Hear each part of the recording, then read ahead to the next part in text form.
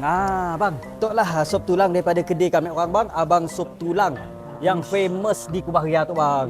Jadi tok semua banyak-banyak tu kita seorang makan bang. Kami makan lah. Tangga badan lah. Wah, okeylah. Apa ni pula kita tu? Bos, Lain kali time kerja si boleh kita main handphone. Mu nak main handphone balik rumah tu. Bawa main handphone ha. Ish. Tolong. bos, apa bos? Kok level. Bos. Lain kali time kerja si boleh kita main handphone. Ha? Mu nak main handphone balik rumah tu. Bawa main handphone ha. Dalam kerja si boleh main telefon.